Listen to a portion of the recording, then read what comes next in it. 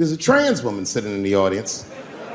This is a true story. This was like a few weeks ago. I did 6 shows that weekend. This trans woman came to 4 of them. Calls herself Daphne. Man, this chick Daphne was in there cracking the fuck up at everything I said about everybody. It was amazing. She was laughing, and it was fun to watch her laugh. You could tell she was letting go with something that was heavy, and she'd throw her head back, and she'd smile with all her teeth. She was having a great time.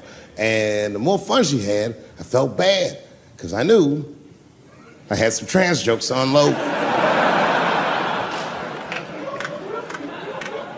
And I thought to myself, maybe I shouldn't say these jokes because I don't want to like fuck her evening up. She's having so much fun. But then I thought to myself, well, if I can't say it in front of her, should I say this shit at all?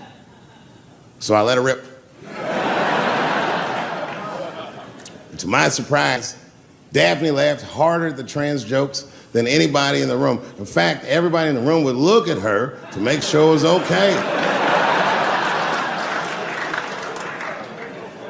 And I got off stage, I was in the dressing room, I was like, man, this is a fucking weird show. I'm sitting in the dressing room by myself just trying to figure out, like, what the fuck just happened out there? Like, why is it that this one woman can't take any of these jokes and Daphne can take all of these jokes? So weird. And then I realized, Daphne used to be a man.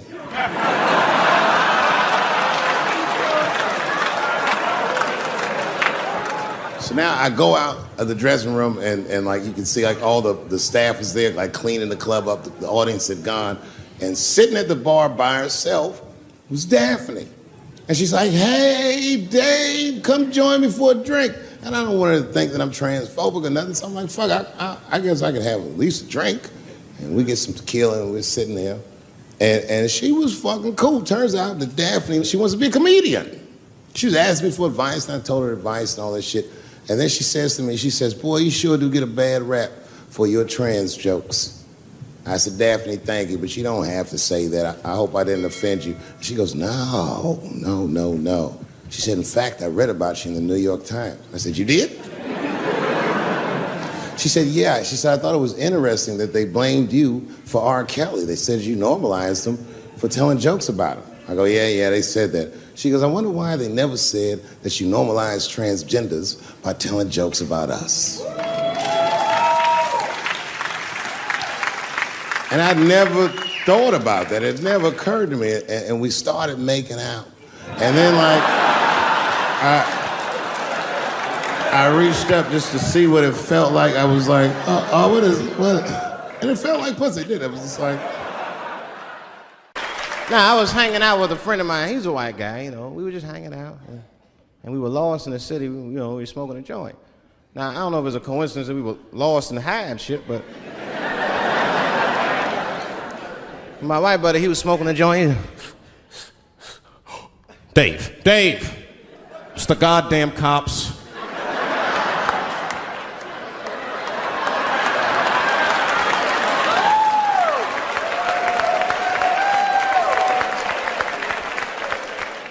I'm gonna ask him for directions. I said, Chip, no! Chip, don't do it! It was too late. He was walking over there, this man was high as shit. Excuse me, sir. Touching him and shit. Excuse me. Need some information. Start confessing things you shouldn't confess. I'm a little high. All I want to know, which way is 3rd Street? The cop was like, hey, take it easy. You're on 3rd Street.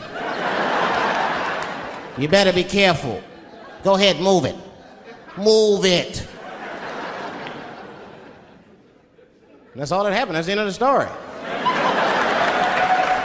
Now, I know that's not amazing to some of you, but you ask one of these black fellas, that shit is fucking incredible, isn't it? I'm saying a black man would never dream of talking to the police high. That's a waste of weed.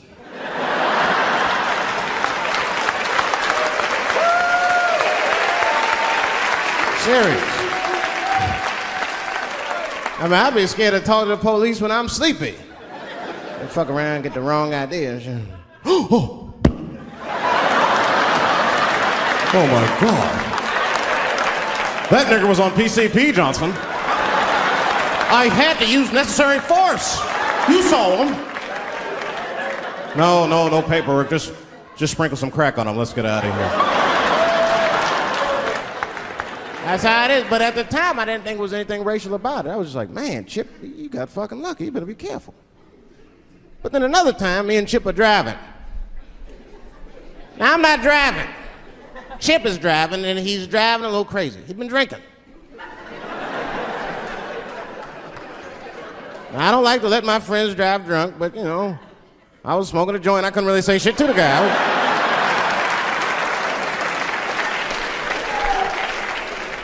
And we get at a red light. We stop at a red light, and a car pulls up next to us, and I'll never forget it. Chippy looks at me, he's all drunk, and she's like, Dave, I'm gonna race him.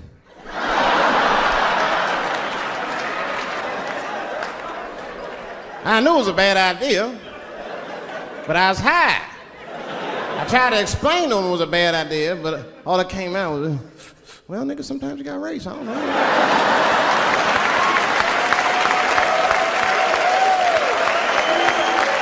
Man, that light turned green and Chip took off, zigzagging and shit so no one could pass. The other car didn't even know he was racing.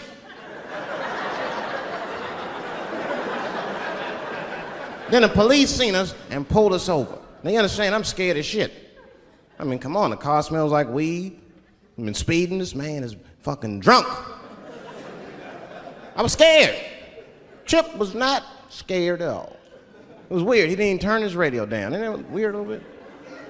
I mean, if you get pulled over, wouldn't you turn your radio down? Nobody want to get their ass beat to a soundtrack and shit. You know what I'm saying?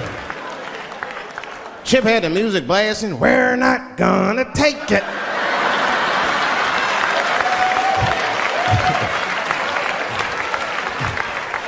He looked at me and said, Dave, just relax. Close your butt cheeks. Just relax. Let me do the talking. You wanna know what he said? This is almost exactly what he said. I couldn't believe it. He says, oh.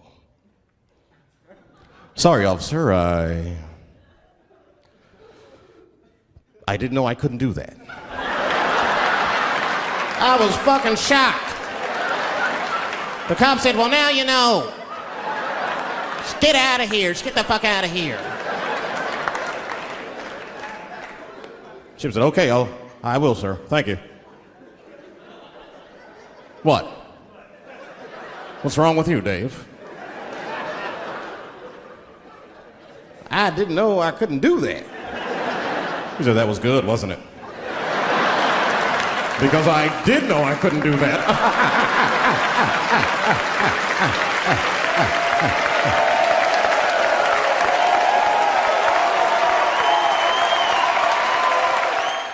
Really, you know who I'm gonna vote for next time if things keep going the way it's going is that gay dude. No, Mike Pence.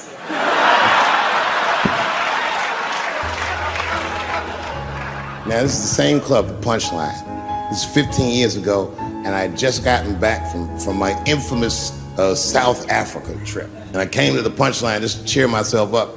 It's a safe place where I could tell some jokes. And I find out that this comedian I know, Chris Tucker, who's in all those Rush Hour movies, I find out that Chris is in San Francisco too, at some charity event. So I call him, I'm like, yo, I just saw you at some charity event. I said, I'm doing a show at the Punchline. Why don't you come by the club after your event? He's like, cool, Dave. I thought she was dead, nigga. I'll come by. He says, is it okay if I bring some friends? Because, you know, I'm with a lot of people. I go, man, you Chris Tucker. You can bring whoever the fuck you want. And then I show up to the club late that night. I walk into the dressing room, and sitting in the dressing room is Gavin Newsom, who at the time was the mayor of San Francisco, but now he's the governor of California. And sitting next to him was Kamala Harris, who at the time was the DA of San Francisco. Now she's the senator from California that's front running on the Democratic ticket. And sitting next to her was Al Gore. fucking weird. And sitting next to Al Gore was the guys from Google, Sergey, and I don't know how to say these. All right. And it was Chris Tucker and Ben Jealous, who at the time was the president of the NAACP, who was all just at this big charity dinner, and Paul Mooney was drinking scotch. And we all was just in there. And, you know, at first I was a little uncomfortable when we started talking, and we all got along really well. At some point, Kamala Harris she says to me, she goes, you know, a friend of mine is announcing his candidacy for president tomorrow. I went to college with him. I'm like, what? I go, Barack Obama? She goes, you've heard of him? I'm like, yo, I just read about this dude. And she goes, yo, yeah, blah, blah, blah, we're talking. She goes, you know what? She says, let's call him on the phone. I said, what the fuck? And she picks the phone up and she dials and she's listening like this. And she goes, this is voicemail.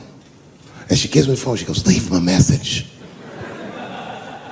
You know, I didn't know what to say. I just said what you say to any black dude that's running for president. You know, stay low, running a zigzag pattern, this kind of shit.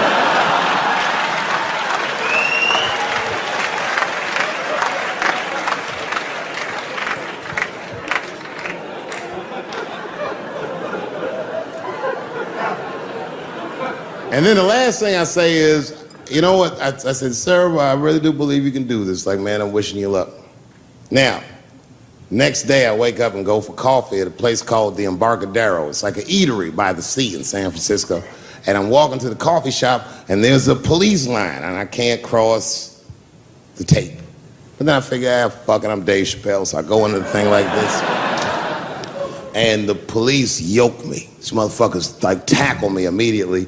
And I see over the police's shoulder Gavin Newsom. I couldn't remember his name, but I remember the night before I had kept teasing him and saying he looked like Christian Bale, the guy from the Batman movies. So I see him and I can't remember the name, so I'm just like, Batman, help!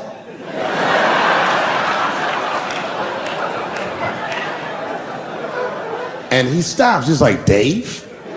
And then the police see that the mayor knows me, so they're all like, oh, sorry about that.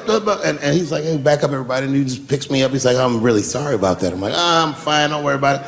And he's like, listen, I'm here with Prince. Would you like to meet him? I'm like, I know Prince. That's my nigga. And we go around the corner, and it was Prince Charles, the Prince of England. I didn't know the protocol of meeting royalty. You're not supposed to touch him. I dapped him up like a nigga. My nigga. Wow. Just hugging him and shit like this, dapping him up. Like this. And that nigga was cool too. I was like, that's really fucking weird. And then I was just out there in the upside down, not having no TV show, trying to figure life out. And the election was going on in the background. And this guy, Barack Obama, was picking up steam. This motherfucker was killing it. And I had a chance to go to the last debate on the Democratic ticket, and I went. It's me and Chris Tucker sitting in Myrtle Beach, South Carolina. It's the last three candidates. It was Barack Obama, John Edwards, and Hillary Clinton. Now, Obama's a lot taller than Edwards and Clinton, and he had the center podium. And at one point, they're all on stage, and they start fussing, and Obama goes, look, none of us are perfect, like this. And his hands was like this, and there was light shining behind his head, and the other two candidates was looking up at the nigga, and I was sitting in the audience like, this nigga looks like Jesus.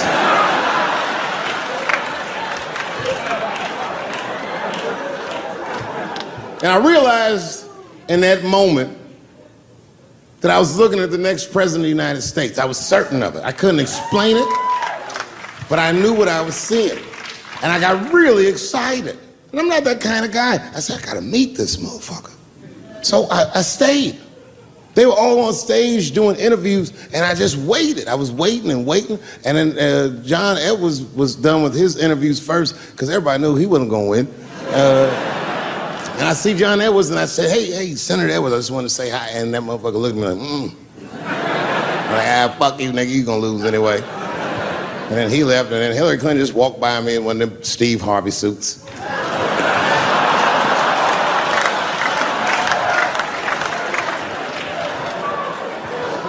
But Obama was taking forever. Everybody wanted to talk to him. When I knew the media saw exactly what I saw, there was no question about it. That was the guy. I waited and I waited, and finally, it must have been over an hour and a half, he finishes his last interview. He's like, well, thank you very much. Good talking to you. And he turns around, and we make eye contact. He sees me, and when he sees me, he looks over, he goes, Dave Chappelle. And Obama did me the same way I did Prince Charles. He dapped me up, and he like bro hugged me, and he pulled me in, and I'll never forget this. He said in my ear, I got your message. Thank you very much, New York City. Good night.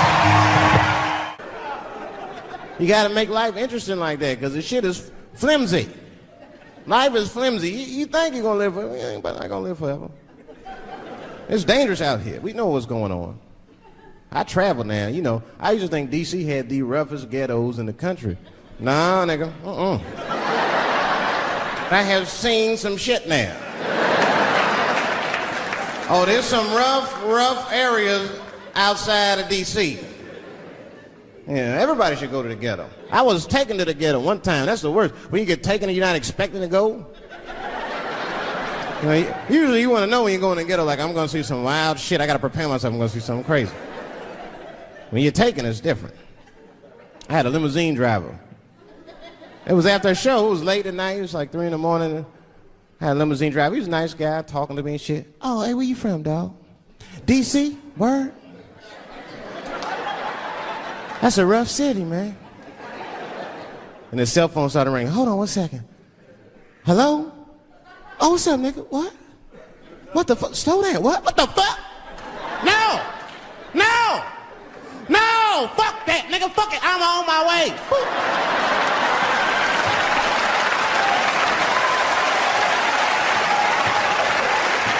Hey. I gotta make a stop real quick. At 3 o'clock in the morning. I didn't know he was taking me to the ghetto at first. I started looking out the window. I was like, what the fuck? Is gun store, liquor store, gun store? Where the fuck you taking me? This don't look good. He didn't say shit. He just pulled up in front of an old rickety building that looked like a project. Now, I'd never been there before. I'm not sure if it was a project, but it certainly had all the familiar symptoms of a project. A fucking crackhead ran this way.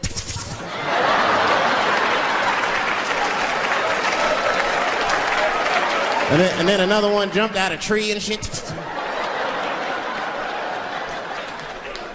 The driver said, I'll be right back. And left me. Took the keys with him and just left me. At 3 o'clock in the morning, in front of a project, in a fucking limousine. This was not good. I was like, man, I gotta look around and see if I can see some landmarks and figure out where I'm at. Might have to escape on foot. Now, this is when I knew I was in a bad neighborhood. You only see this in the worst neighborhoods. Remember, it's 3 o'clock in the morning. It's 3 o'clock in the morning. I look out the window. It was a fucking baby standing on a corner. Look at this. And the baby didn't even look scared. He was just standing there.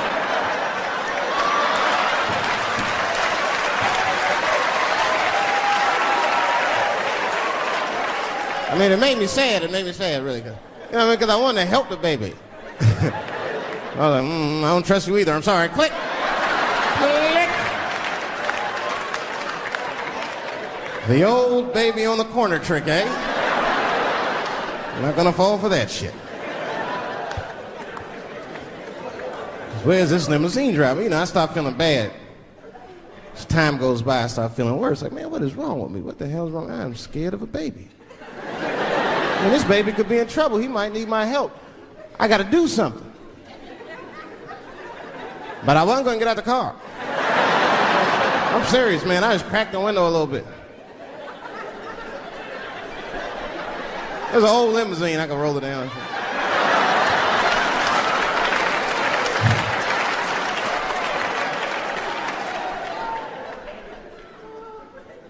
Hey, baby.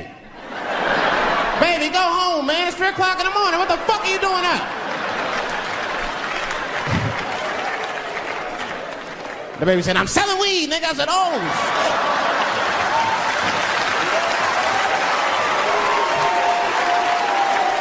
I wasn't expecting that. I'm sorry, I had to buy 2 bags from him to calm my nerves. Let me get two corners. Got back in the car and rolled me a joint, man. So, that shit was scary, man. Every once in a while, like a crackhead would come up to the car and look in the window. It was like Jurassic Park and shit. He'd be looking on the car. Hey, get out of here, cracky. That baby was still standing there, man. Then I started feeling bad again. Yeah, weed make you feel guilty sometimes. You know. Man, what is wrong with me, man? I have just bought weed from an infant. I can't condone this kind of behavior. What am I thinking? I can't let the fear ruin my morals. Got to do something.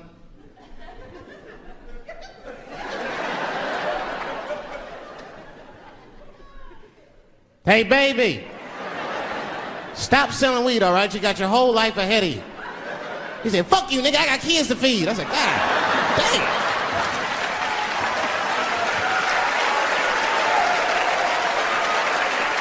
Sad. And just at that very moment, one of the crackheads was running across the street and got hit by a car. I know it was a hit and run. The police did it. That's all right, they sprinkled some crack on him and got back up. Mom. You have no idea what I put this woman through. If you had just given birth to me, that would have been more than enough. But the fact that she raised me and raised me well, we had a real oral tradition in our house. I knew the word griot when I was a little boy. A griot was a person in Africa who was charged with keeping the stories of the village. Everyone would tell a griot the stories and they would remember them all so that they could tell future generations. And when they got old, they'd tell them to someone else. And they say in Africa, when a griot dies, it's like a library was burnt down. And my mother used to tell me, before I ever thought about doing comedy, she said, you should be a griot. And she'd fill me with every story of black life. You know, she's educated in African-American studies, and she would let me understand the context that I was being raised in, that I'm being raised in a hostile environment that I have to tame. By the time I was 14 years old, I was in nightclubs, mastering an adult world. It was terrifying. The crack epidemic was going on, and my mother would hear gunshots outside and be scared to death. Maybe it's my son. But early in my career, if you remember, Mom, you used to sit in the club with me. She'd do a full day of work. You'd be back there falling asleep, just waiting for me to go on. She would watch my show every night. Do you know how long that car ride is home?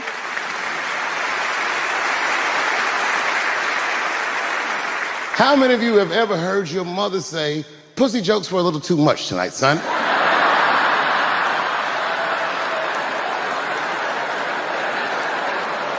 I was a soft kid. I was sensitive, I'd cry easy, and I would be scared to fist fight. And my mother used to tell me this thing, I don't even know if you remember, but you said this to me more than once. You said, son, sometimes you have to be a lion so you can be the lamb you really are. What is happening in Hollywood that a guy that tough will be on the street waving a gun, screaming, they are trying to kill me? Yeah. What's going on? Why is Dave Chappelle going to Africa? Why does Mariah Carey make a $100 million deal and take her clothes off on TRL? A weak person cannot get to sit here and talk to you. Ain't no weak people talking to you. So what is happening in Hollywood? Nobody knows. The worst thing to call somebody is crazy, is dismissive. I don't understand this person, so they're crazy. That's bullshit. These people are not crazy. They're strong people. Maybe the environment is a little sick.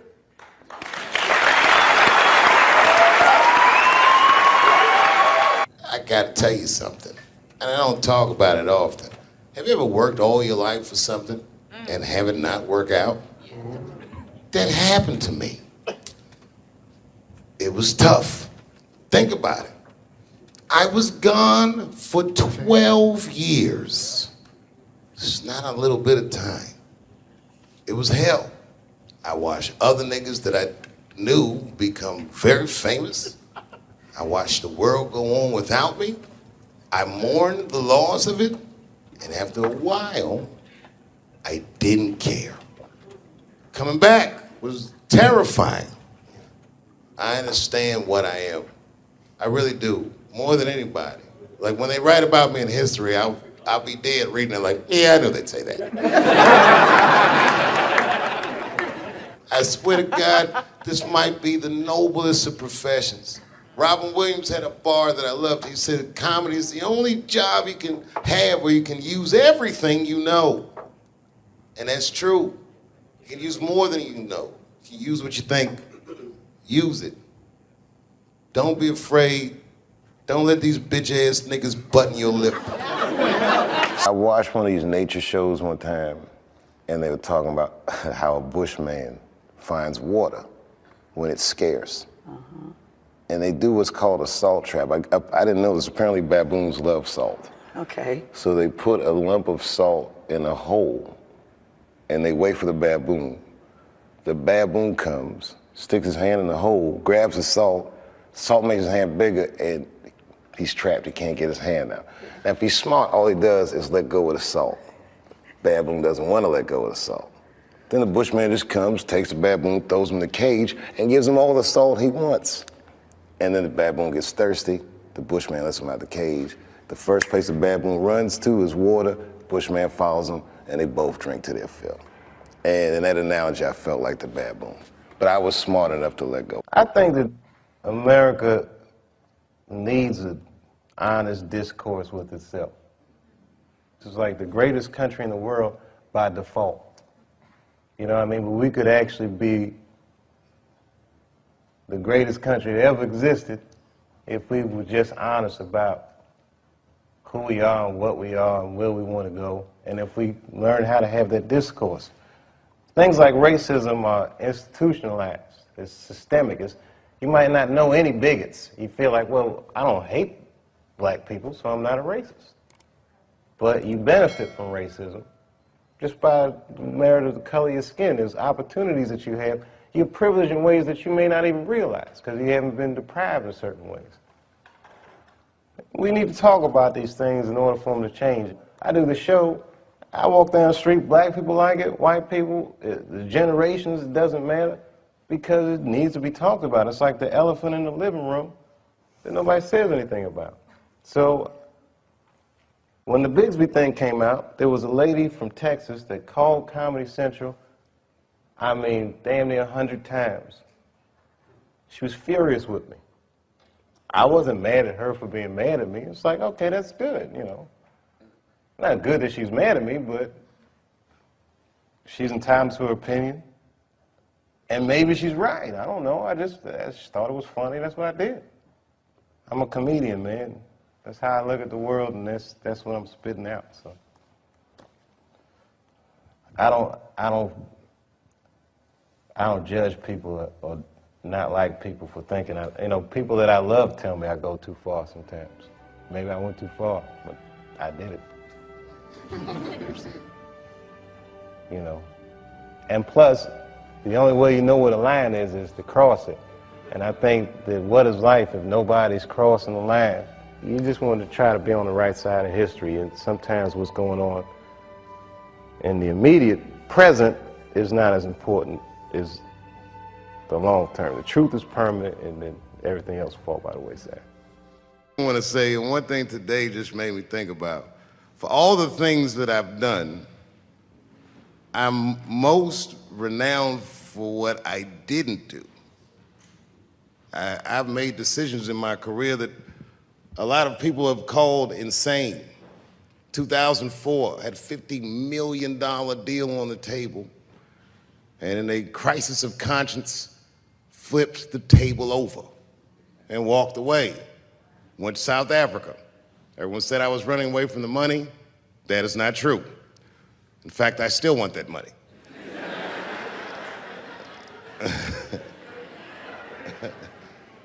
The idea that I wanted to just share with you guys is the idea that sometimes you do what you think is best. whether anybody understands it or not.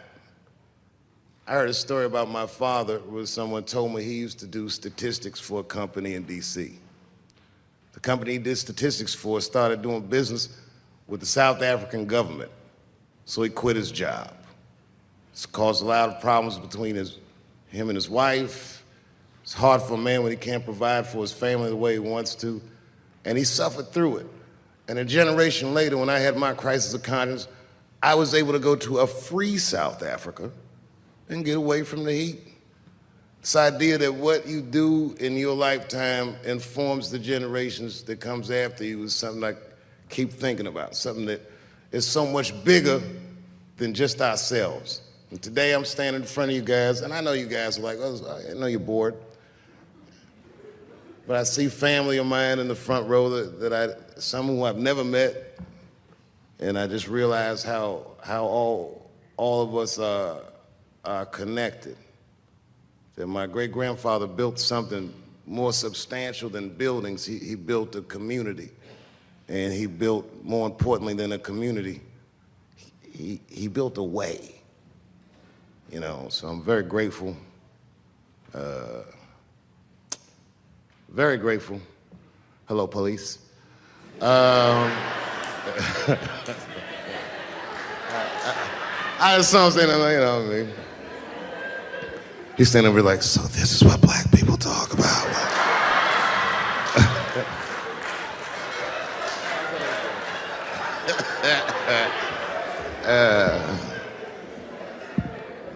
I just want you guys to remember, you know, that right now there's this thing where ethics aren't what they used to be. This idea that people are trying to replace the ideas of good and bad with better or worse.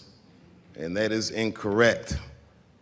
You gotta keep your ethics intact because good and bad is a compass that helps you find the way. And a person that only does what's better or worse is the easiest type of person to control.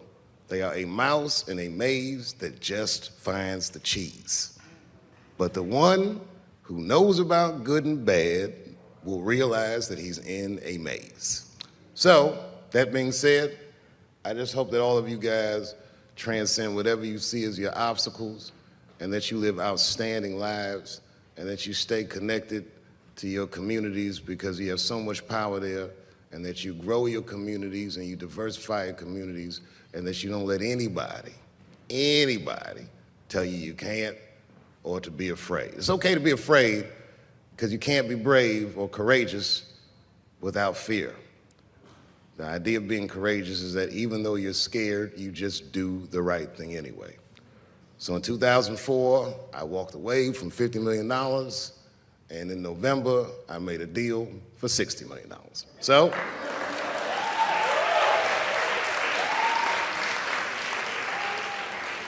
although I am not the most famous comedian of my time, I would like to know what their great-grandfathers did. I'm very proud today. Thank you very much.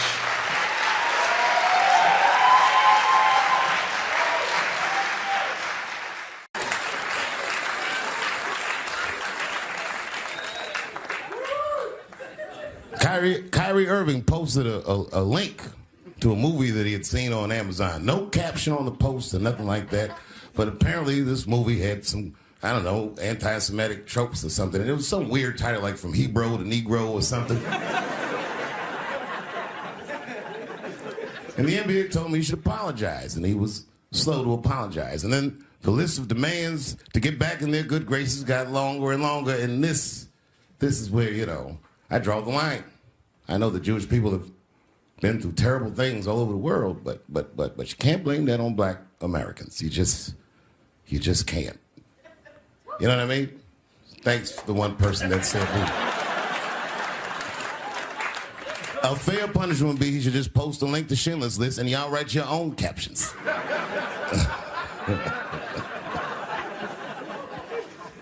Kyrie Irving's black ass was nowhere near the Holocaust. In fact, he's not even certain it existed.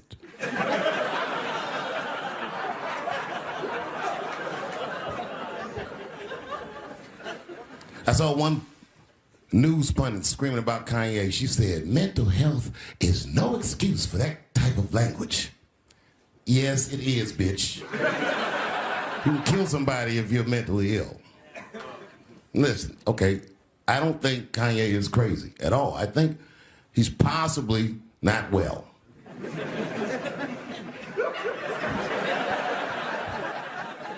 Well, I've been to Hollywood. I don't want y'all to get mad at me. I'm just telling you, I've been to Hollywood. This was just what I saw.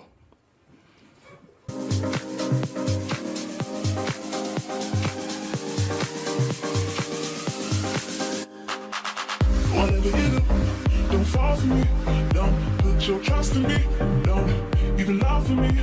I want you, honey, I don't get it. It's a lot of juice. Like a lot. But that didn't mean anything. You know what I mean? There's a lot of black people in Ferguson, Missouri. Doesn't mean we run the place.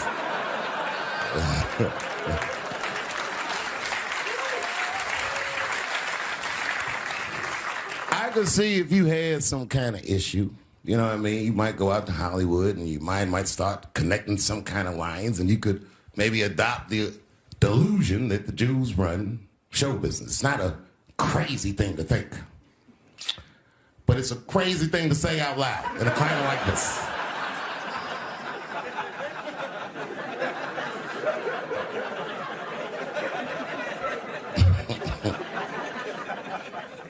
Now the midterms are over, and it's crazy climate. And I got to tell you, I feel like this midterm, like all of humanity depends on it. And it's an ominous sign. The most ominous sign of the midterms, I believe, would be Herschel Walker, who I don't want to speak badly of because he's black. But I have to admit, he's observably stupid.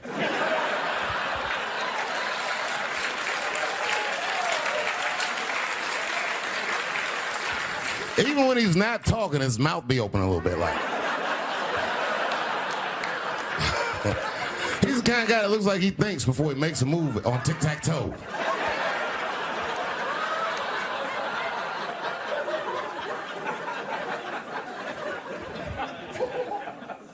And I'm watching the news now, they're declaring the end of the Trump era. Now, okay, I can see how in New York you might believe this is the end of his era. I'm just being honest with you. I live in Ohio amongst the poor whites.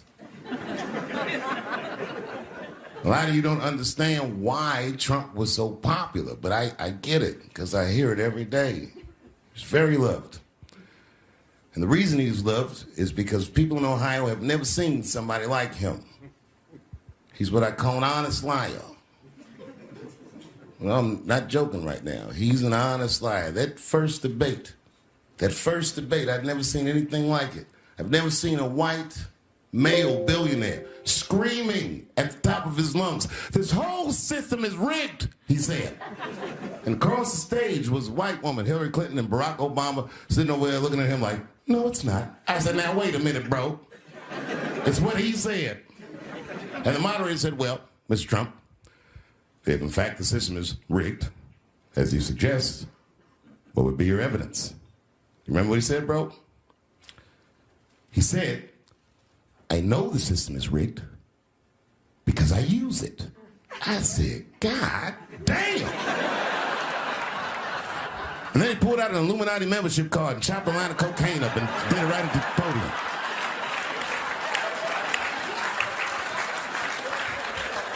No one had ever heard someone say something that true. And then Hillary Clinton tried to punch him in the taxes. She said, "This man doesn't pay his taxes." He shot right back. "That makes me smart."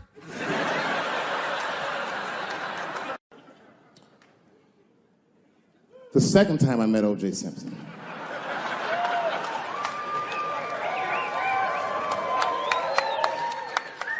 was right after the trial of the century. There I was, now a young man of probably 23. O.J. Simpson was the most famous or infamous face on planet Earth. I was in a restaurant in Beverly Hills with my agents. I wasn't alone in the restaurant, but I was alone. I was the only black person in the restaurant. And in the 90s, that felt very uncomfortable. Now I tend to enjoy it at this age.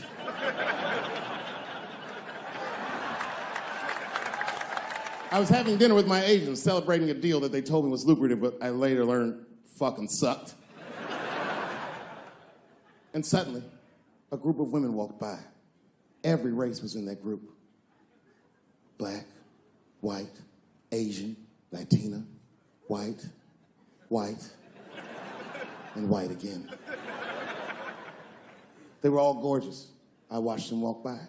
Then, I saw a familiar face. Al Collins, the man from the infamous Bronco check towards the door.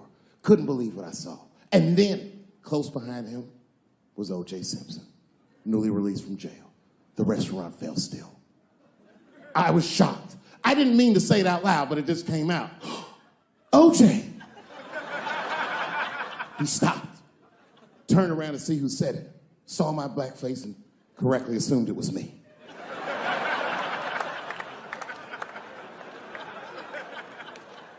I was sitting in the corner of the booth. He leaned over all the white people I was having dinner with and shook my hand. How are you, young man?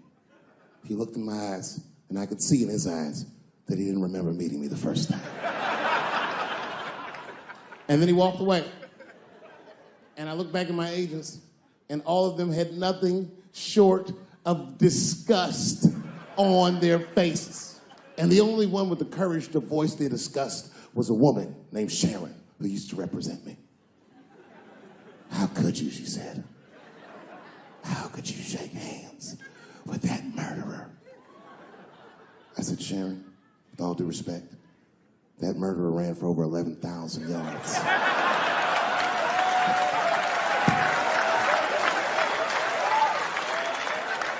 And the glove didn't fit. Glove didn't fit. Get over yourself. Some people can't do that. Some people just can't get over themselves. Gay people have a hard time doing that recently. Here we go. Here comes the deep water. No, recently I've noticed that. I noticed that with that Manny Pacquiao controversy. Yeah, no, it was now in the gay community's defense, Manny Pacquiao said some outlandish shit about gay people. Very, very not nice things that I won't repeat, but there was biblical verses and some analogies to animals. Wasn't a good look. Nike took his shoes immediately, which I thought was a little harsh. A little harsh. You know what I mean? Because he's, just because he's Asian. You know what I mean? Fuck, you gonna take shoes off Asian dude to appease a gay dude. You know what I mean? No? You don't know what I mean. But Asian people kind of know what I mean. No? No Asians in the front? No? No, this is what I mean. Okay, look, okay, you're an Asian dude. No, I say this with no disrespect. But we're all Americans, right? And we can agree that America has a huge body count all over the world, but nowhere more than Asia. Literally, if you look at history, recently, we have bombed the masculinity out of an entire continent. We dropped 2 atomic bombs on fucking Japan, and they've been drawing Hello Kitty and shit ever since. There's a lot of lady boys in the wake of our bombs. And I know these things because my wife is Asian. She's Filipino. All right, well, okay, so that explains it. Now you know why you see me at all those Filipino events. I'm not there picking up pussy, I'm dropping some off.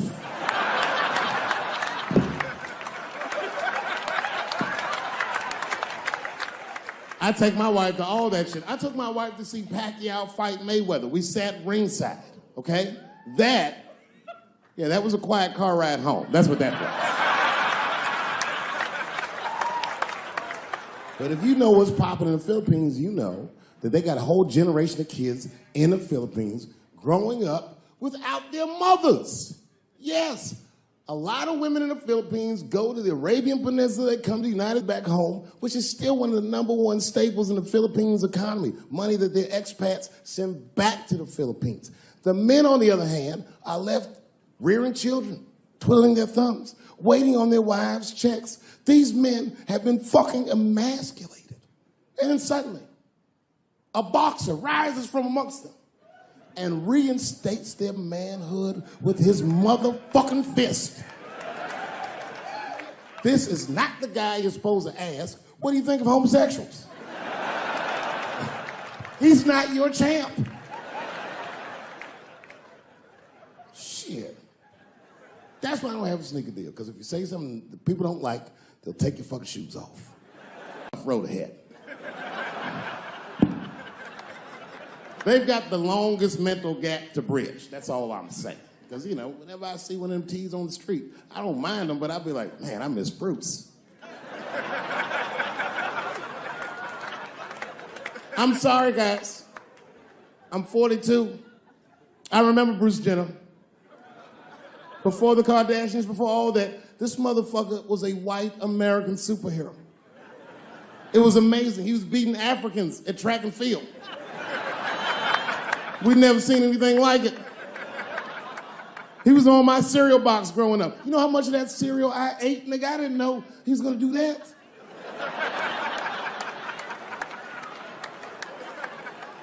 I knew before you guys knew. I heard things on the street in Hollywood. You know, you just be out, see people. Hey, what's up, Kanye? Why the long face? Nigga, you'll see. I got 2 mother-in-laws now. And when I heard he was gonna do it, I was scared. I didn't think the public was ready. I didn't think the media was ready. And you know what? I was wrong. Never seen anything like it. Welcome to the world, Caitlin. So long, Bruce. Hello. Somebody called me a nigga in traffic last Wednesday. It's a long, it takes a minute.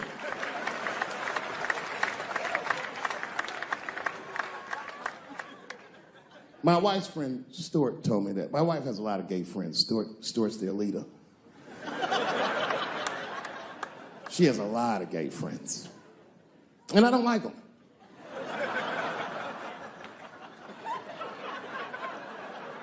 Not because they're gay, I'm just judging them on the merits of their character. They're just not nice dudes. They're fucking rude house guests. They're sitting on my couch, giggling with my wife, eating my motherfucking macaroons.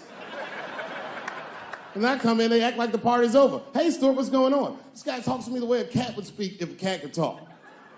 Hi, David.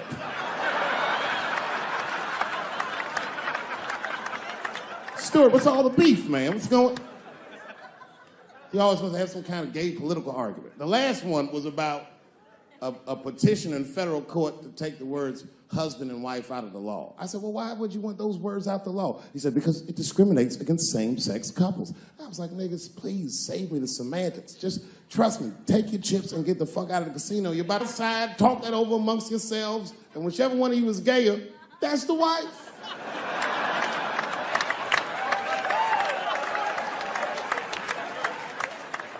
No, Stuart didn't like that. Stuart educates me about this movement, you know what I mean? I didn't even know shit about it. He told me it's called LBGTQ.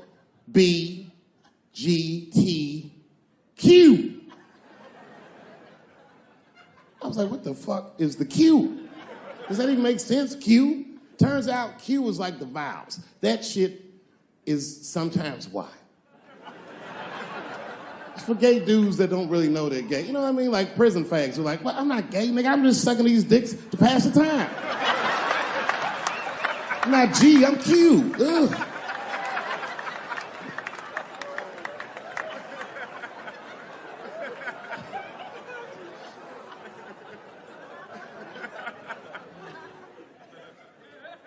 I think, okay, again, of all those letters, the T has the toughest road ahead. In fact, I think the T should stand for tough. If Martin Luther King had a sneaker deal, we'd still be on the back of the bus. They always true, the Nike exec come up, hi, Martin, we need you to tone down the talk of civil rights and blacks being humans. It's upsetting our southern distributors. But I don't understand. I thought that's why I had a sneaker deal in the first place. Not quite. Really, it's a walking shoe, and we like the marching, but try to understand. Fuck that shit. You know, I get it, though. I understand why gay people are mad, and I empathize. You know what? I'm just telling you this is a black dude. I support your movement, but if you want to take some advice from a Negro, pace yourself. These things take a while. Just because they passed the law doesn't mean they're gonna like you. Brown versus Board of Education was in 1955. I was shocked. Is this happening? Wait a minute, is this a time in American history when an American can make a decision for themselves, and even though other Americans don't understand it, they'll support it and let this person live a happy life? Is this what's happening? If it is, then good for America. That's Dave Chappelle, the American. Although Dave Chappelle, the black American,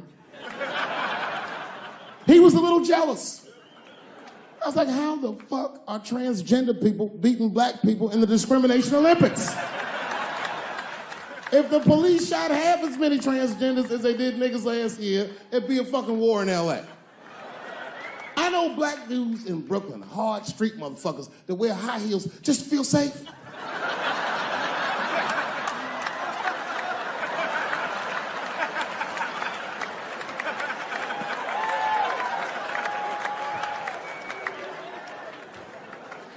Transgenders are gangsters.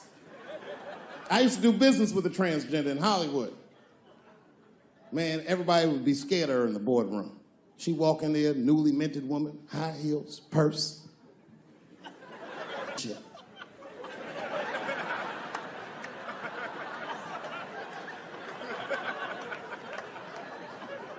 And then she walked to the head of the conference table, stare at us all, reach in her purse, pull her old dick out and throw it on the table. Let's talk business, gentlemen. Ah!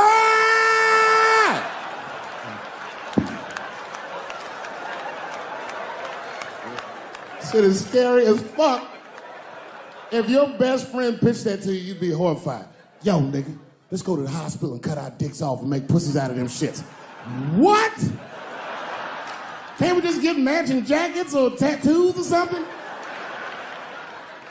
Sure, that's what you want to do? There's only one way to find out, nigga. Wu-Tang, bow, bow. Let's go to the club and trick niggas into fucking us, yeah. Powerful.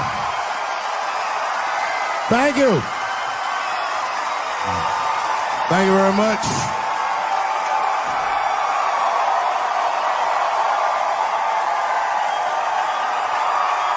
Thank you. What's going on?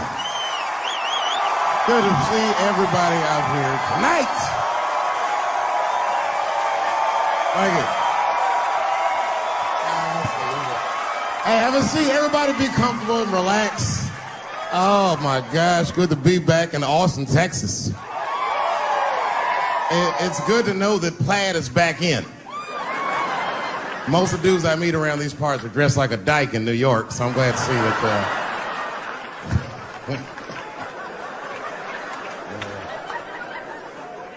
Man, fucking Texas, this place is pretty good. Pretty damn good. You know, I was in Santa Fe the other night and a motherfucker threw a banana peel at me. Yeah, that didn't feel so good. Of course, it was a white person. Not to indict the whites, I'm just saying. And then not only did he throw a banana peel at me, but it was premeditated. You could tell. You could tell the peel was too brown, you know what I mean? It was like, you didn't eat that banana recently, motherfucker. You had that shit waiting on me. And the whole crowd was white, so it just got instantly creepy, and everyone looked like they were looking at 12 Years a Slave or something. They were always like,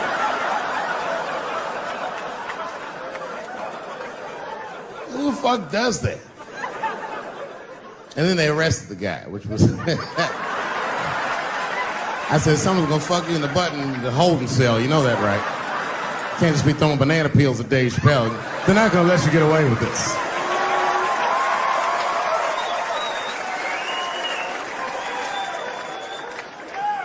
And the press called me up like, do you have a statement? A statement? For a fucking banana peel? No! I don't have anything to say. This guy was like fucking famous for throwing a banana peel at me. 20 years from now, he's gonna be tucking his kids in the bed and the kid gonna be like, Daddy, tell him about the day that you threw that banana peel at that nigger or Santa Fe. Boy, I'll tell you what, that black motherfucker saw his name up on the marquee about a week before. I said, man, if I could just get close enough to meet him. Throw a banana on that nigger and show him how. Fucking banana gate. I didn't even want to press charges. You know, this has happened to me before. No, sir, it's not a banana. I live in Ohio, right? So this is like a few winters ago. Oh, I didn't know you would ever clap for that. Well, all right. That's the first time that shit's ever happened. Ohio!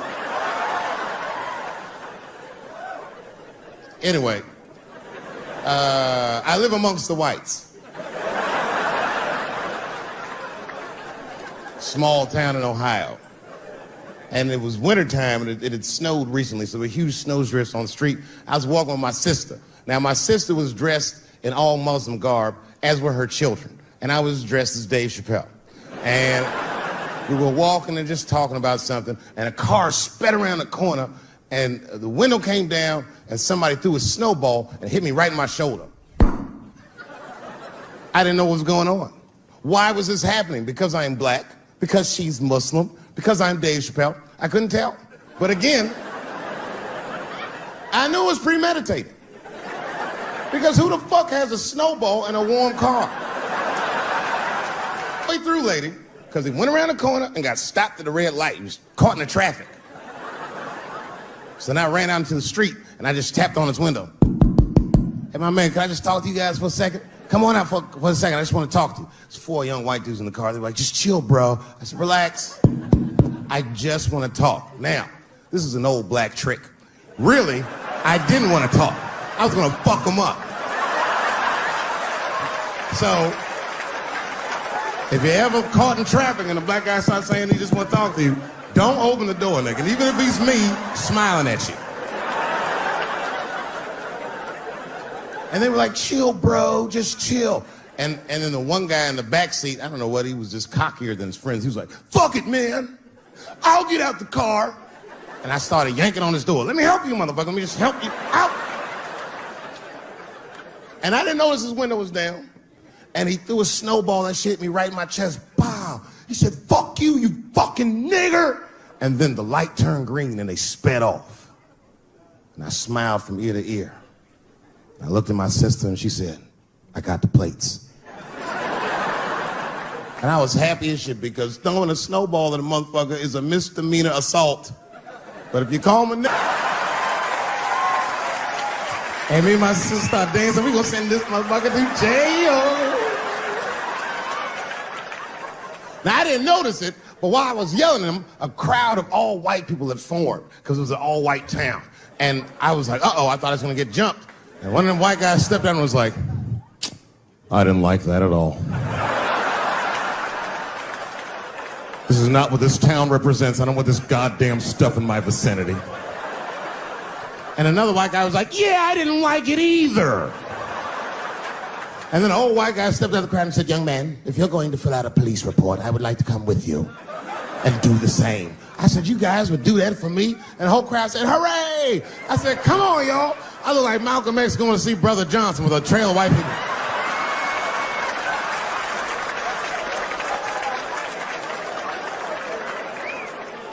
Unreal. Hour later, we was all just sitting in the police station, and the police came in. They're like, well, Mr. Chappelle, 16 identical police reports. We ran the tags, 2 young men that had their mother's car. We have all 4 suspects in holding. Their mother is here. It's up to you. Whatever you want to do. If you want to press charges, we'll move forward. Sorry about that, officer. I'm a little flustered. I've never been in a position where I could decide the fate of white children before, but it's weighing heavy on me, sir. And I really can't decide. And I saw a lady pacing back and forth in the hallway, and I said, is that? He goes, yes, that's their mother. Well, can I speak to her before I make a decision? And when the mom came in, she saw it was me. She busted out crying. Oh, God, oh, no, I don't want him to go to jail.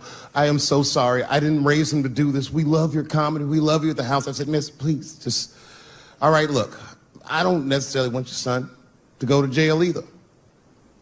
But what he did was pretty fucked up. So, is there something we can do short of jail just to let him know that he's wrong? She said, oh, I don't know. What did you have in mind? Miss, I've never been in this position before. Oh, you know what we could do? I don't know if I'm asking too much, but maybe if you could just suck my dick a little bit. Just a little bit. I'm not gonna finish. I just want you to do it enough so that I can tell him you did it. I'm kidding. I wouldn't do that to anybody's mother. Maybe my kid's mom, but that's it. Ebola was in Texas. Ebola made a visit. Killed that man in Dallas. 5 days, that man melted to death. What happened to the brother in Dallas? Where was the secret serum, is what we all said. I remember in the beginning of Ebola, there were 2 American doctors that got sick in Africa. They flew them in a private jet straight to Atlanta to the CDC. I didn't even know CDC saw patients. There it was said they administered what the New York Times called a secret serum. I don't know what's in it. It's just like Colonel Sanders' recipe. But both of these motherfuckers survived. These doctors, thank God, are healthy. They are out there somewhere tonight at Whole Foods, touching vegetables, walking around. Everything's okay. Hey, Frank, how are you? Oh, you didn't hear? I had Ebola last week, but I'm doing all right now. I was bleeding out of my eyes and anus, so I got concerned, but I'm okay. What happened to the brother in Dallas? They just rubbed some Vicks on that nigga.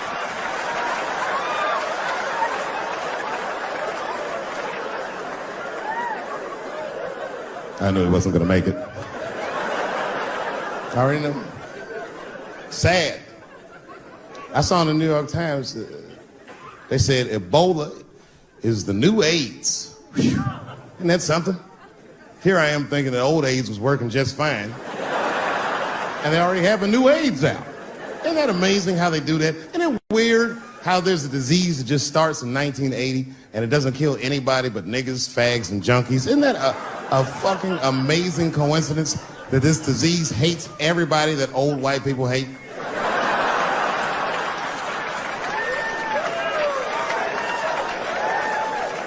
I think either God is white or the government hid that shit in disco balls. Only fun people get AIDS. Last month on the front of the New York Times, the measles was a headline. I had to check the date of the paper. I was like, measles, what is this, 1850? What the fuck is this? Why is measles in the news? Turns out they were trying to decide if mandatory vaccinations for children is the way we all want to go. Any thoughts? I'm sorry, ladies and gentlemen, I don't know. I don't know about this one. First of all, black people generally don't trust doctors. You know, after the Tuskegee experiments and all that shit. More importantly, don't forget Michael Jackson was killed by a doctor. Granted, he was doing drugs, but if I was a heroin addict and I had a licensed physician injecting heroin in me, I should survive that. I'd just be looking like, oh, I'm good, right? I'm good? It's not too much, is it? Dr. Butterfingers killed Michael Jackson. After that, I was like, fuck going to the doctor. The fuck am I getting my kids vaccinated for an old-ass disease like measles? This is ridiculous. You might as well give them a diarrhea shot if you're so worried. Diarrhea has a bigger body count than the measles do. You know, diarrhea is funny today, but 100 years ago, if your ass had diarrhea, you were a goner. There was like a 0 chance of survival. You get that first squirt, uh-oh. Better start getting my affairs in order. But I don't have much time. It's diarrhea. It's very serious. You just watch your buddy slowly die in a pool of his own shit. I give up diarrhea. Nowadays, your buddy just be like, oh, well, you got diarrhea? Just eat a banana, nigga, drink some water, let's get to the club. Still make last call. Tough time for the blacks.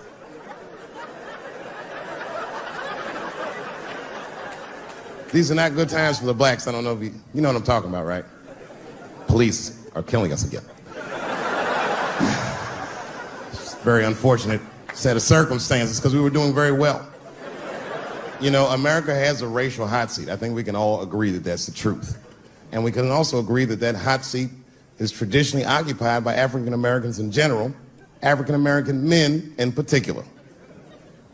Although I can see that in recent years, that seat has been occupied by Mexicans, and I dare say Arabs. And we, the black Americans, would like to thank you both for your sacrifice and your struggle. We needed a break. We needed a goddamn break. We all go through something, but at least I can leave my backpack someplace. If you Arab and forget your backpack, you got about 20 minutes before they send that robot to blow your shit up. Fuhad. Now ISIS is #1 on the terrorist charts. And ISIS is fucking scary. Because if ISIS catches you, they're going to cut your head off. That's what they do. I've seen them do it on YouTube. It was fucking awful. He looked right in the camera and say, Obama, I am back. I saw that shit. I said, oh my God. Don't like.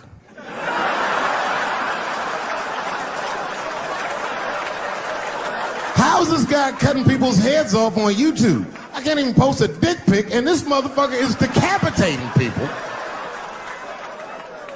I'm gonna have to change my settings.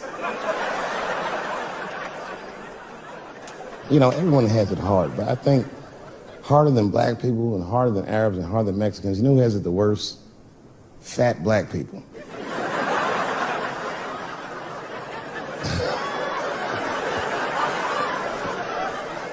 It's hard for white people to understand, but that's what I'm saying is very true.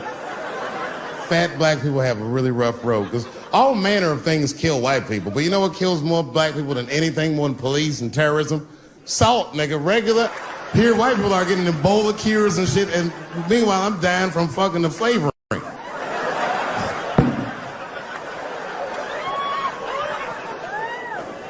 Look, honestly, I'll stop talking about it. Let me say this, though. Let me just say this. Can we all just say that we've seen it coming? Were you surprised? It's like when that guy threw that banana at me. Do you think I was surprised? Hell no. I've been in show business 30 years. I was expecting this banana. I knew one of these nights, it's like somebody gonna throw a banana at me one of these nights, niggas. Because that's how it starts, with the name calling. Like that Paula Deen. Remember Paula Deen got fired from the Food Network? If you know anything about show business, it is really hard to get fired from the fucking Food Network. And they dropped that bitch like a hot potato. All because she called somebody an N-word 30 years before she had a show. I don't know who she said it to, but whoever it was just looking at her like, I'm gonna get you for this bitch. That shit came back 30 years later like a Bill Cosby rape and sunk a battleship.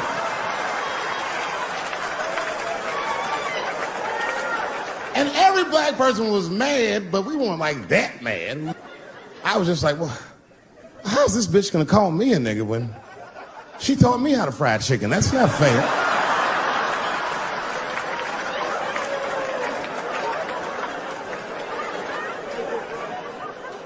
I think Donald Sterling shit was more serious. Remember Donald Sterling? He used to own the Clippers, and then he got caught on a secretly recorded tape saying some very unsavory things about African Americans. And there's a lesson in that for all of us. The lesson is, if you are old and white and racist in this great country, whatever you do, don't tell your black girlfriend about that shit, because That's who made the tape. She recorded all that shit, and the tape was terrible. He was like, "Stop bringing these black guys to my games." First, we're all confused, like, well, how the fuck are you gonna have a game without us? But it turned out that the black guy he was speaking of was none other than Magic Johnson, the billionaire. Unbelievable. Never even mentioned the fact that he had AIDS, which is... This guy must be really racist if AIDS is the footnote. Well, you gotta be careful, baby. He got the old Ebola.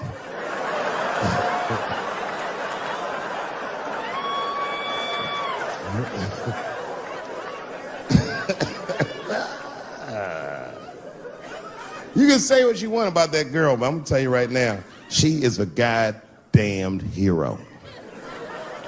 Because you might have thought these things were happening before, but now you can see it all in front of you without a shadow of a doubt. That shit actually went down.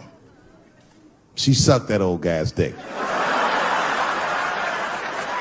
She really took one for the team on that one. That's really gross. This dick is like 80 years old. It's like tasting history. Like 5 wars on it, civil rights movement, Great Depression. This guy's been fucking from 40 years before Bill Cosby's first rape. This is a very old man. It's a very old penis. But all that shit is still, it's just name calling. Like, name calling does not break the modern black man. That's not gonna do the trick. I don't give a fuck about that. Like, if I went to Kentucky Fried Chicken, Ku Klux Klan, hood on top of their head, what do you think I'm gonna do in this day and age? Run out Kentucky Fried Chicken? Not if I'm hungry. I'll go straight to the front. Hey man, let me get a 2-piece. I don't give a fuck what he says. You want a biscuit with that, nigger? I thought it came with a biscuit. What's all this attitude? I want a 2-piece. Chop, chop. You know what it is. But I'm not going to be mad. Why would I be mad? He's the one that's got to work at Kentucky Fried Chicken, not me.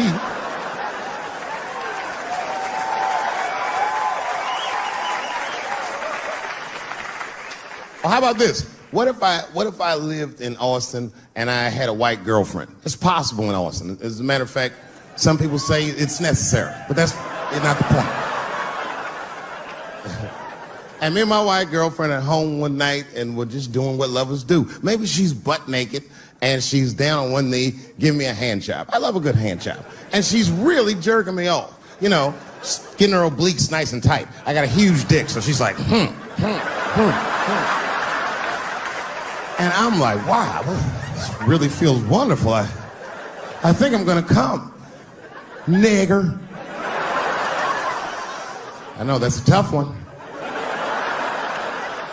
But what do you think I'm gonna do? Hey!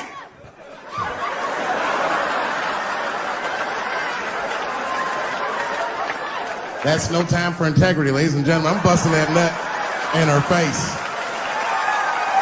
I'll sort through the ethics later. But I'm what they call a man of his word. If I say I'm coming, oh, I'm coming. I don't give a fuck what happens. God forbid somebody could shoot me. If I say I'm coming, it's still that. Oh.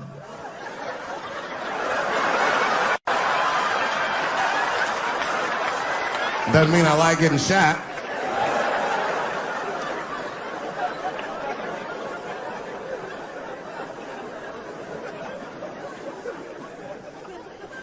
Boy.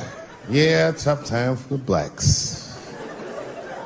I'm not gonna say nothing about the police. I'll leave that for Chris Rock.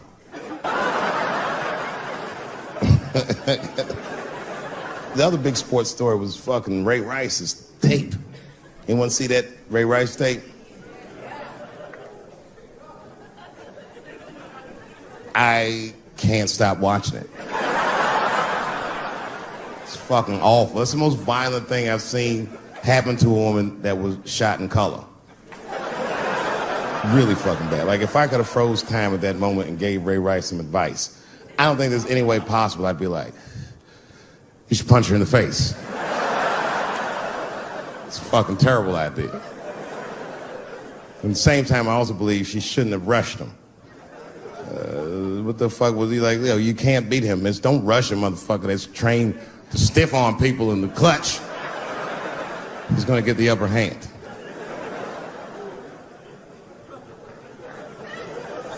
Only reason I bring him up is because, you know, he's about to play football again. You didn't know that? The NFL was told by a federal judge they had to reinstate Ray Rice because he was transparent with their investigation. He told them exactly what he did, and they can't just change your wit. That's like if I'm hanging out with my buddies and I'm like, hey guys, guess what I did last night? I fucked this big fat girl I met at the club. And they're all like, oh shit, Dave, that's crazy. And then they see a tape of me doing it, and they're like, we can't hang out with you anymore, Dave. That's not what this crew is all about. I'll be like, what? I told y'all what I did. What's really fucked up is the tape was made before they were married. Isn't that weird? I don't know why she do that. I don't even know why he would do that. As a guy, would you want to live with a woman that you had once punched in the face with all your strength? That's some very bold color purple type shit. Sealy, come out here and shave me.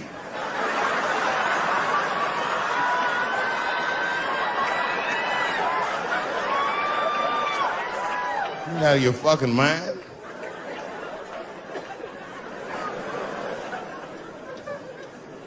I had to ask an older friend of mine just to get some perspective. This older black dude. Actually, the fairest person I've ever met. And I asked him, I just said, hey man, I said, did you see that Ray Rice video? And instantly he was like, David, that shit was disgusting. I wonder what she said to him.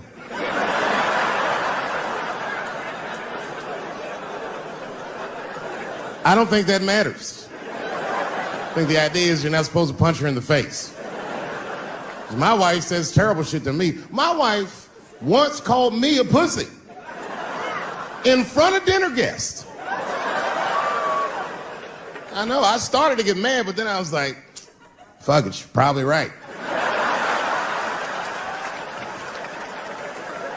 I am a pussy, I admit it. I'm soft and warm and persuasive like a real pussy. Right. And then I told her, I said, and if you don't take care of me properly, I might stink like your pussy. Oh, we fight dirty at the Chappelle household. It's not a big deal. No. If you want to get to the bottom of a matter of the heart, what you're supposed to do is ask a woman. Now, actually, there's two women that I know. They're both college professors in this little area I live in. And I meet them twice a week at Starbucks for coffee. Talk about important shit. And I asked the girls, who's Ray Rice? After he punched her in the face with all his strength. And one of my girlfriends said, David, you need to wake the fuck up. She's staying for the money. Well, now, wait a minute, because my other girlfriend was like, I disagree. I think that she actually loves him. And I said, wait a minute, ladies, you know what? I think that you're both right. And what I was doing when I said that was preserving the possibility of a threesome with these bitches. I've been chipping away at this pussy one cup of coffee at a time for like 4 years. I was gonna throw all that hard work away with some Ray Rice shit. I don't care that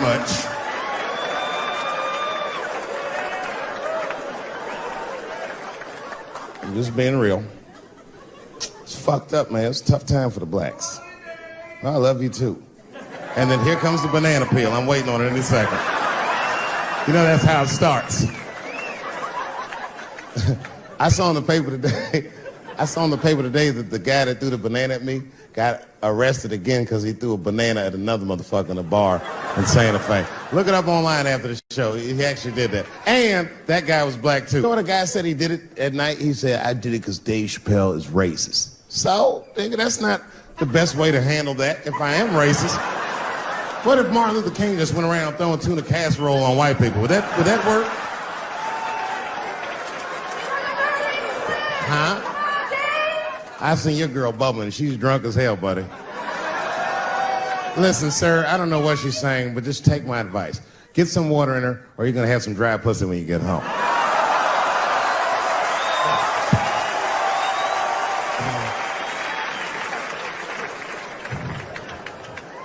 His dick's gonna be shaped the fuck up tomorrow. Santa Maria. Who got a cigarette in here? Anyone got a cigarette I can borrow? Yeah, you fella. Yeah, please. Well, let me see this. This is a Marlboro menthol. This could have been anybody. If it was a Newport, I'd be like a black dude threw that up. But a Marlboro menthol, that's one of them riddles.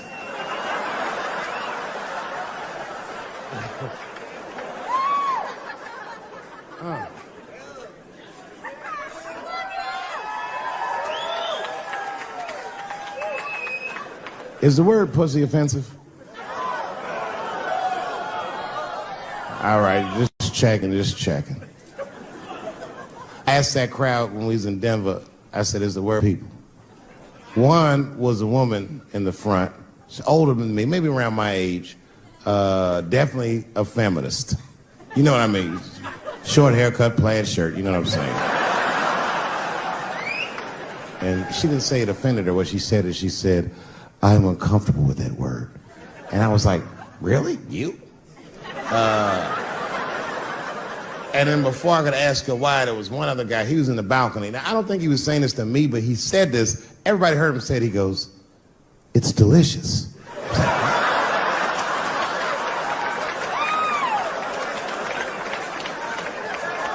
I don't think I've ever heard pussy called delicious before in my life. Now, this is not to say that it's bad, but it's definitely an acquired taste.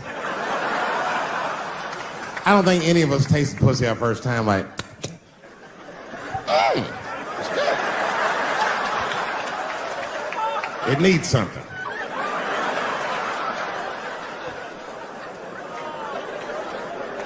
You know, it's illegal for a gynecologist to say the word pussy. They can only say vagina, or they can name individual parts medically, but they can never say shorthand, even if the gynecologist is a woman. I feel like if it was a woman.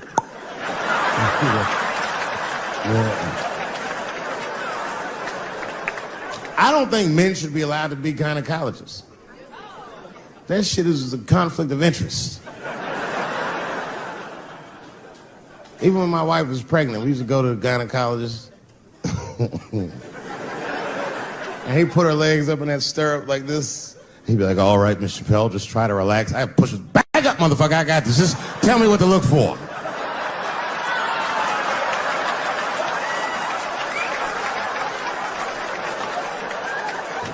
One of those home-style checkups.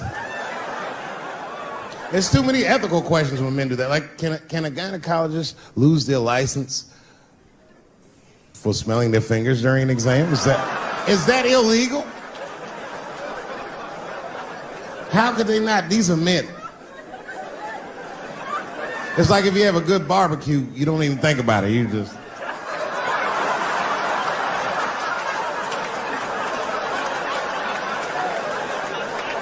The word pussy is only offensive if you're older.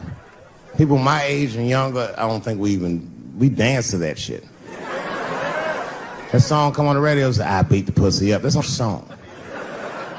It's like nothing like a love song. There's no tracks, there's tears, no midnight trains to Georgia. This man simply beats the pussy up. Unbelievable.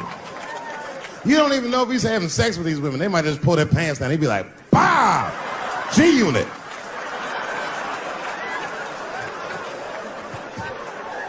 Like you'll be watching HBO. Hi, I'm Larry Merchant, standing here ringside with the pussy after a devastating bout with 50 Cent. Pussy, come over here and let me talk to you for a second. My God, you look terrible. Your lips seem to be swollen. You're bleeding a little bit.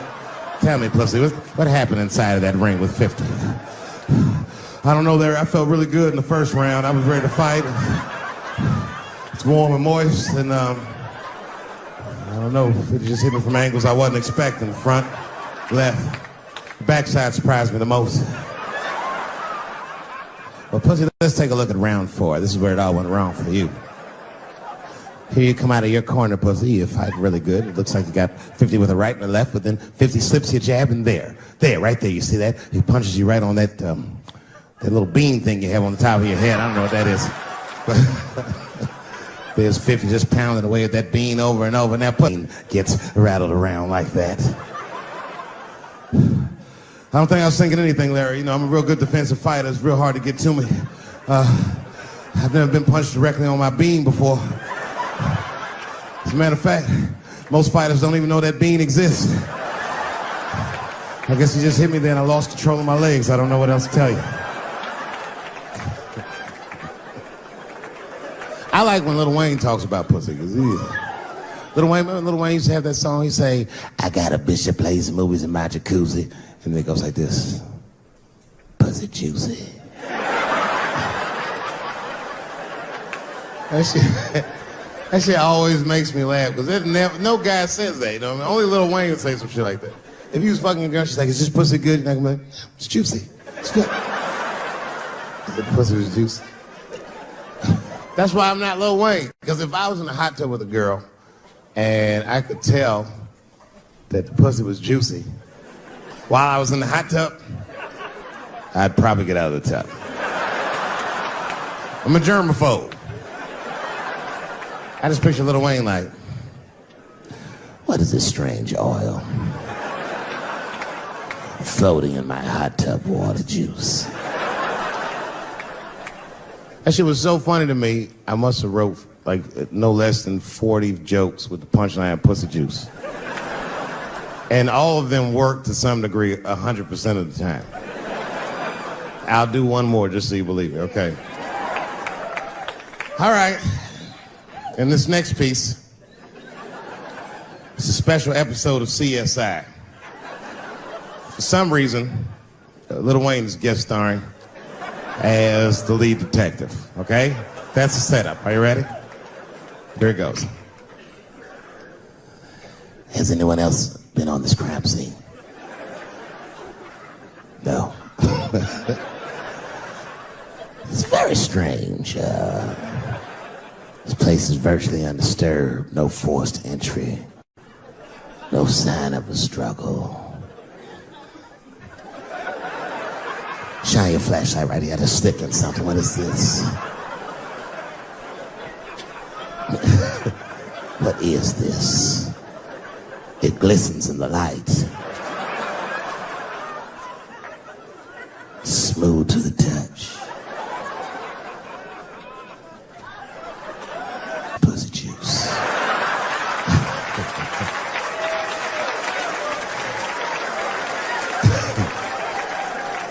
She must have been sitting Indian style.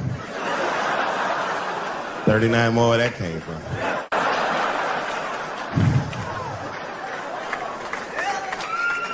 Everybody's mad about something.